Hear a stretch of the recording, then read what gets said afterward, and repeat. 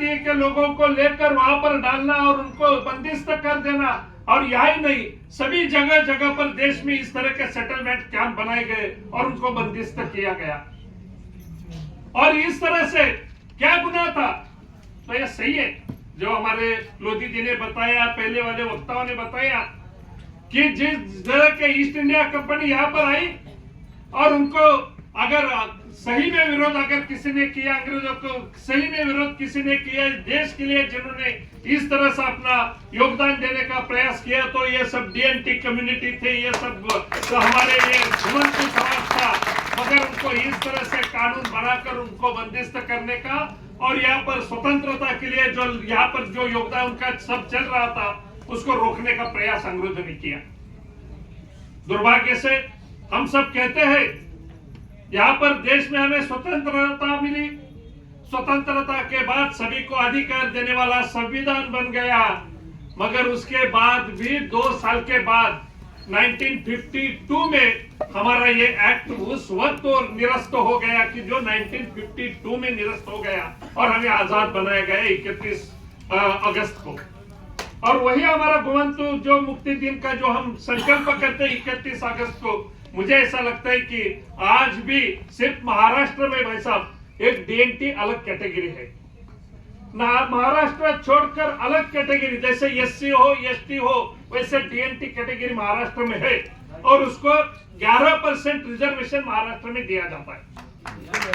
11%। और ये 11% रिजर्वेशन सिर्फ महाराष्ट्र में है, बाकी जगह पर तो जो भी डीएनटी कम्युनिटीज है कोई एससी में डाली गई, कोई एसटी में हो गई, कोई बीसी में गए। यह सब होने के कारण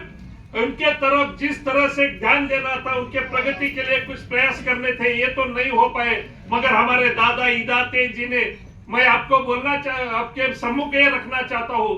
कि स्वतंत्रता के बाद अगर इस समुदाय के लिए अगर किसी ने विचार किया तो इस देश के प्रधानमंत्री माननीय नरेंद्र भाई मोदी ने पहली बार इस तरह का विचार किया और ऐसा एक बोर्ड का गठन हुआ।